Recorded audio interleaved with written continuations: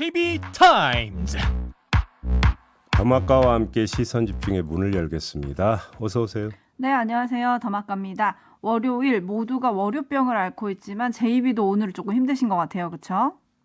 네. 네, 목소리가 잠겼다는 거에 많은 촌철님들이 걱정을 좀 해주고 계십니다. 어디 아픈 거 아니냐 걱정을 해주고 계신데요. 마중물님이 느릅나무 뿌리라도 캐러 가야 하나? 종배형 비염을 어쩌면 좋아. 종배형 그냥 흥해. 흥이라고 올려주셨네요. 야, 이제 뭐 속속들이 다 알고 계시네. 제가 지난주 말부터 이렇게 비염이 심해가지고 코에서 거의 수도꼭지가 약간 열린 것 같은. 네. 약을 먹어도 잘 안 낫네요. 흥하시랍니다. 이게 이제 종배형. 미세먼지가 좀 이제 그 극성을 부리다 보니까 약간 좀 다시 도지는 것 같은데 좀 양해 부탁드리겠습니다. 네. 네, 모홍님이 제이비 안녕하세요. 아직 가로등이 켜져 있는 걸 보니 겨울이 성큼 다가왔네요. 오늘도 잘 듣겠습니다. 네, 함께 라고 해주시기 인사해 부탁드리고요. 자, AS 타임 가시죠. 네, 검찰이 정진상 민주당 대표실 정무조정실장을 이번 주에 불러 조사할 것으로 보입니다. 소환 시점은 내일에 유력한 것으로 전해지고 있는데 소환 일자가 언론에 알려지면서 날짜 변경 가능성도 거론이 되고 있습니다. 네. 검찰이 정진상 실장 압수수색 영장에 적시한 혐의는 4가지인데요. 특정범죄가중처벌법상 뇌물과 부패방지법 위반, 부정처사 후 수뢰와 증거인멸 교사 이런 혐의입니다. 네. 특히 화천대유 대주주인 김만배 씨가 유동규 전 본부장에게 주기로 한 대장동 개발 이익 700억 원을 정진상 실장과 김용 부원장도 나눠받으려 했다라는 점도 범죄 사실로 명시를 했는데요. 뭐 다 아시겠지만 민주당은 이 모든 걸 소설이라고 치부하고 있습니다. 이런 가운데 오늘 조간에는 천화동인 4호 소유주인 남욱 변호사가 최근 검찰에 유동규 전 성남도시개발공사 직무대리가 위례 신도시와 대장동 개발 사업 당시 진상이 형을 통해 이재명 시장에게 의사를 전달했다라고 여러 차례 말했다. 이렇게 진술했다는 내용이 실렸고요. 네. 또 다른 조간에는 김만배 씨가 대장동 사업 3개월 전에 사업자를 선정하는 3개월 전에 남욱 변호사에게 이재명 시장이 내가 있으면 여기서 내는 남욱을 가리킵니다. 내가 있으면 사업권을 주지 않겠다고 한다. 라고 했다는 관계자 진술 등을 확보한 것으로 전해졌다. 이런 보도가 실렸습니다. 네. 뭐 모두 이재명 당시 성남시장 이름을 거론하고 있고 조준하고 있는 것 같은데요. 검찰의 수사 체크포인트를 좀 짚어볼까요? 이재명 대표를 향하고 있는 수사의 루트는 크게 3가지입니다. 대장동이 있고요. 쌍방울이 있고 성남FC가 있지 않습니까? 관련해서 물론 딱딱 떨어지는 것은 아니지만 또 고리가 되는 인물이 3명이 있습니다. 김용, 이화영, 정진상. 이 3명 아니겠습니까? 네. 여기서 김용과 이화영 두 사람은 이미 기소가 됐습니다. 그렇죠. 나머지가 이제 정진상 그 실장 딱 1명 남아 있는데 중요한 것은 김용 부원장에 대한 수사 결과나 이화영 전 평화부지사에 대한 수사 결과에서 이재명 대표가 지금 바로 끌어내지지가 않고 있다라는 점. 이 점을 봐야 되는 것인데 그러면 정진상 실장을 그러니까 쳐가지고 이재명 대표를 끌어낼 수 있겠는가? 뭐 누가 보더라도 이제 체크 포인트는 이것 아니겠습니까? 근데 이전 2명의 경우를 준해서 본다면 과연 끌어낼 수 있겠는가? 요걸 봐야 되는 게 한 가지가 있고요. 또 한 가지는 속도인데 상당히 빠릅니다. 예상보다 상당히 빠르죠. 자, 김용, 이화영 두 사람에 대한 어떤 그 수사가 뭐 기소 단계로 넘어갔기 때문에 거의 마무리 단계라고 본다면 정진상 실장도 이번 주에 만약에 조사를 한다면 사실상 신병 처리가 바로 이어진다고 좀 가정을 해보죠. 이러면 그 다음 수순은 이재명 대표만 남게 되는 거거든요. 상당히 속도가 빠르다. 정치권에서 예상했던 것보다 속도가 빠르다.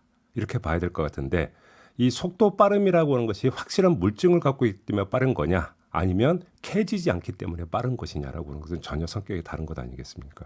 이런 점에서 놓고 본다면 아무튼 정리를 하면 이번 주에 정진상 실장에 대한 소환 조사가 이루어지고 나면은 새 축 그리고 새 고리에 대한 어떤 수사는 일단 한 번은 갈무리가 되는 건데 그 결과로 이재명 대표를 옥죄할 수 있는 것이냐 요걸 봐야 되는데 아직까지는 그 연결고리가 지금 나오고 있다는 이야기는 없다. 물론 검찰이 숨기고 있는 것인지는 잘 모르겠습니다만 기밀성을 위해서 숨기고 있는 건지를 모르겠지만 언론 보도의 기초에서만 놓고 본다면 아직까지는 직접적인 연결고리를 확보했다는 이야기는 들리지 않고 있다는 것입니다. 네, 아름다운 서울님은 체크포인트를 이렇게 정리해 주셨네요. 그랬대 라는 말만 있습니다 라고 해주셨는데 그 말을 뒷받침할 증거가 나올지 그리고 어디까지 갈지 요걸 또 시선 집중해야겠죠. JB타임즈 오늘 주목할 뉴스들 챙겨드리겠습니다. 첫 번째 뉴스 어떤 건가요? 12구 참사 유족들이 국가를 상대로 배상 청구 소송을 준비 중이라는 소식은 이미 전해드린 바 있지 않습니까? 네. 근데 이번에 대통령실이 나섰는데요. 대통령실 관계자가 어제 윤석열 대통령 순방지인 캄보디아 프놈펜에서 유가족들에 대해 여러 책임을 지겠지만 당연히 국가가 할 수 있는 법적 책임들을 다하겠다는 의지를 이미 밝힌 상태다. 이렇게 이야기를 했어요.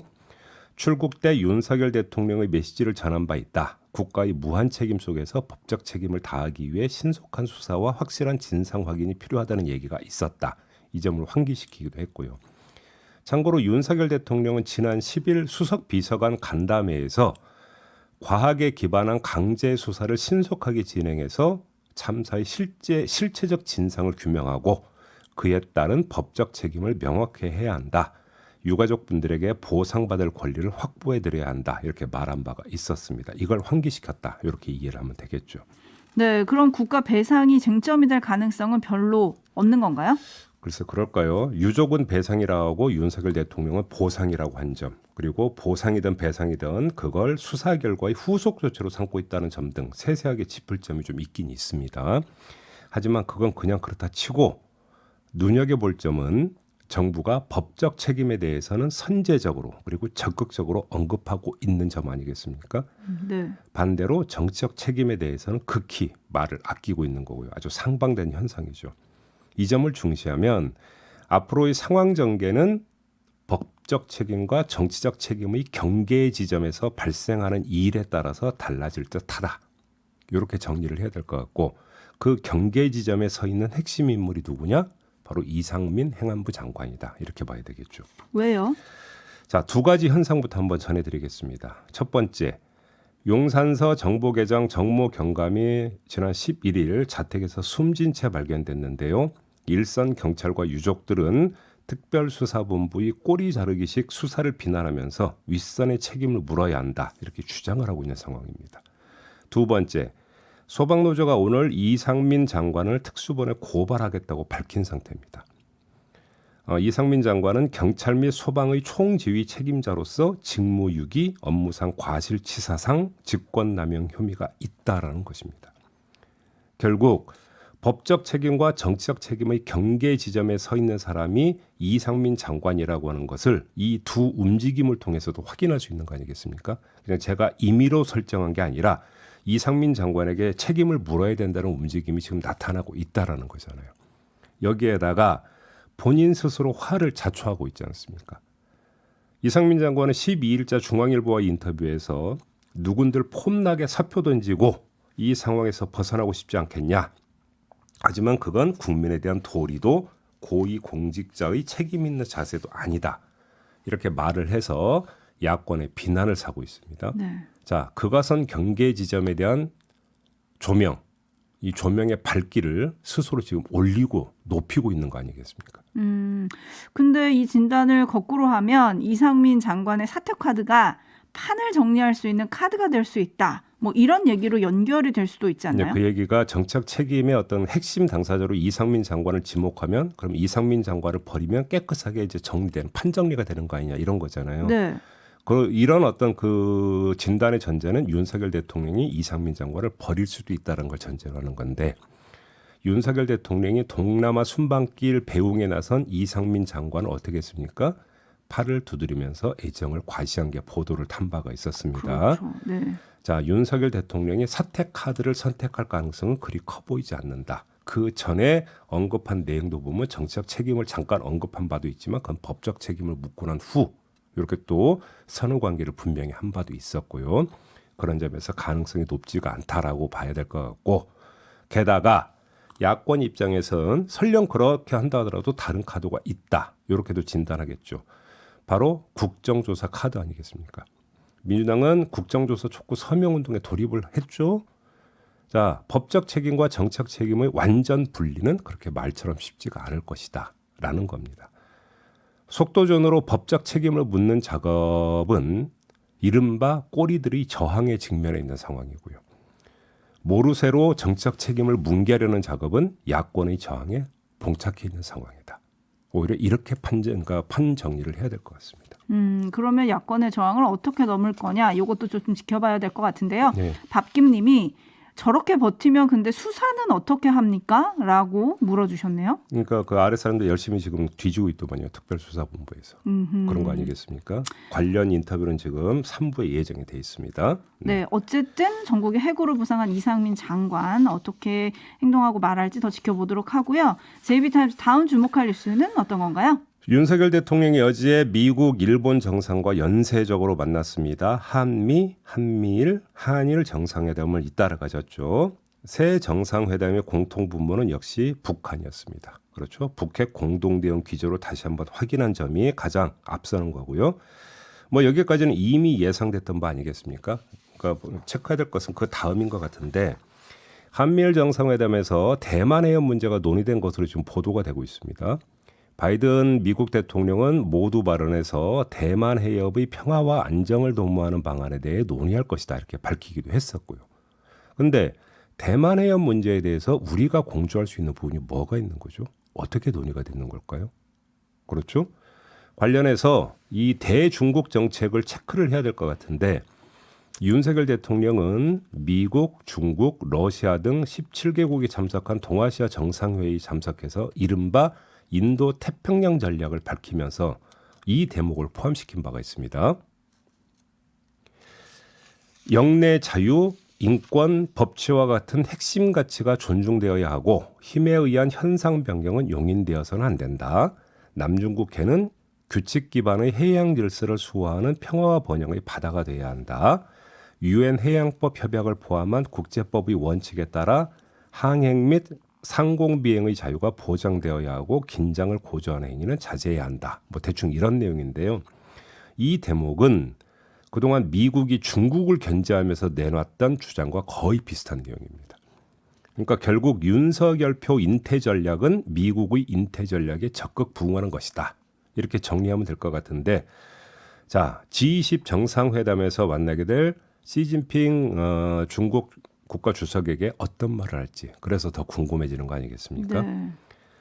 오늘 미중 정상회담도 있다고 하는데 어쨌든 중국이 보일 반응이 좀 궁금해지네요. 네. 그리고 또 하나의 체크 포인트가 있는데요. 한미 정상회담에서 거론됐다는 인플레 감축법 있지 않습니까? 네, 초미의 관심이었죠. 네, 이 문제는 뉴욕에서 만난 한미 정상 간에 논의됐다고 대통령실이 밝힌 바가 있었지 않습니까? 그럼 그때보다 진전된 내용이 있느냐?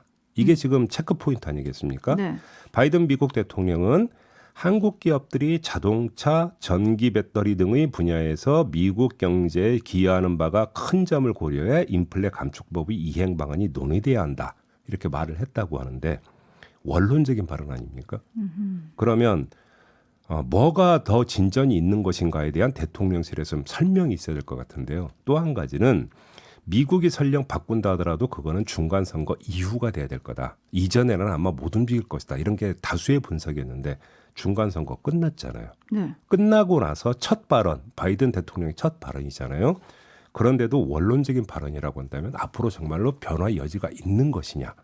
이것도 좀 체크를 해봐야 되는 거 아니겠습니까? 근데 대통령실은 IRA와 관련해서 한미 간 협의 채널이 긴밀하게 작동되고 있다. 지난 10월에 바이든 대통령이 친서를 통해서 IRA 관련한 진정성 있는 협의 의지를 확인해 줬다라고 했고 많은 언론은 좀 전에 JB가 말한 그 내용을 바이든이 이 발언을 화답했다라고 화답이라고 보도를 하던데요. 긴밀한 협의는 계속 있어 왔죠. 네. 근데 긴밀한 협의에서 뭔가 더 진전되는 내용이 있느냐라고 지금 저는 묻고 있는 거잖아요. 근데 이게 화답이라고 한다면 글쎄요, 조금만 더 보죠. 그러니까 또 한쪽에서는 이거 원론적 발언에 불과하다라는 이런 지금 분석도 있습니다. 구체적인 뭐가 나올지 좀 더 지켜보겠습니다. 그렇죠. 네. 그리고 어제 있었던 한미 한일 정상회담이 순방에 동행한 기자단에게 공개가 되지 않았다. 이런 논란이 지금 일고 있습니다. 간단히 정리를 하면 그 통상 각국 정상과의 회담은 이제 풀 기자 취재 형식으로 모두 발언 등이 이제 공개가 되거든요. 네. 근데 어제는 어떻게 했냐면 이걸 전속 취재로 진행한다. 이렇게 대통령실의 이재명 부대변인이 밝혔는데 그러니까 기자는 못 들어가는 거고 편집된 발언과 영상, 사진만이 기자들한테 전달이 되는 방식이죠. 그러니까 기자는 접근이 안 되는 거죠. 그러니까 전속 카메라맨이 촬영할 영상을 제공을 했다 이거죠? 그렇죠. 네. 기자들은 그러니까 대통령에서도 제공한 영상과 발언 내용을 그냥 전달받아서 그냥 그것만 갖고 보도할 수밖에 없는 네. 이런 것이었다라는 거고, 또 그 정상회담이 끝난 다음에 윤석열 대통령은 기자들과의 질의응답도 생략을 했다는 거 아니겠습니까? 근데 예를 들어서 기시다 후미오 일본 총리는 한일 정상회담 후에 인도네시아 발리로 떠나기 직전에 기자들과 만나서 각국 정상과 회담 성과 등에 대해서 한 13분 동안 설명을 했다고 하는데 윤석열 대통령은 이것도 하지를 않았던 것이죠. 왜요? 이게 뭐 양국 간의 어떤 합의에 따른 것이다. 뭐 이렇게만 지금 설명을 했다라는 것이고, 대통령실에서는 더 이상의 또 설명도 하지를 않았다는 거고요. 네. 또 한 가지 주목할 점, 발리로 이동을 했다고 지금 말씀을 드렸는데 프놈펜에서 발리로 이동한 거 아니겠습니까? 네. 대통령 전용기가 또 떴겠죠. 네. 그런데 발리로 이동하면서도 MBC에 대한 전용기 탑승 배제 조치는 풀지 않았다고 합니다. 그래서 MBC는 또 민항기를 이용해서 발리로 이동을 했다고 하고요. 네. 대통령 전용기 탑승 거부를 했던 한겨레 등도 그냥 민항기를 이용했다는 소식도 지금 함께 전해지고 있는 상황입니다. 역풍이다님, 취재의 의미는 없는 거 아닙니까? 슬로우님, 그럼 취재진은 왜 동행한 건가요? 라고 묻고 있네요. 자, 취재 관련해서 이야기 나와서 하나만 더 전해드리면, 김건희 여사가 11일 헤브론 의료원을 방문한 데 이어서 12일에는 이 프놈펜에 사는 선천성 심장 질환을 앓고 있는 아동의 집을 찾았고, 이어서 여성의 경력 단절을 맡고 있는 프놈펜의 친환경 업사킬 업체 스마테리아를 방문을 했다고 하는데요. 이 모든 일정이 비공개였다고 합니다. 이것도 비공개. 그러니까 기자들한테 사전 공지를 하지도 않았고 동행 취재를 허락하지도 않았다라는 것이거든요. 그냥 그 뒤에 브리핑만 해줬다라고, 그리고 사진만 제공을 해줬다라는 건데, 이건 또 왜 그렇습니까? 아니 이거는 개인 일정이 아니잖아요. 대통령 순방 외교의 일환으로 영부인이 했던 지금 일정이잖아요. 그러면 이 또한 어떤 기자들이 취재할 수 있는 것 아니겠습니까? 네. 근데 이것도 지금 사전 공지가 이루어지지 않고 동행 취재를 허하지 않았기 때문에 이루어지지 않았다라는 거고, 대통령의 정상회담도 그렇고, 그러면 도대체 기자들은 가서 뭘 취재할 수 있는 겁니까? 그러게요. 이게. 이 정도면 그냥 서울에서도 취재가 될 것 같은데요? 그리고 이제 국민의 세금을 써서 이루어지는 순방 아닙니까? 대통령실의 표현을 빌면. 네. 그러면 세금을 쓰면서 이루어지는 외교 행보에 대해서, 그러니까 언론이 취재해서 보도할 권한이 있고 의무가 있는 거 아닙니까? 요즘 좀 체크를 해야 되겠다. 요즘 말씀드리면서 마무리하죠. 더마카 수고하셨습니다. 고맙습니다.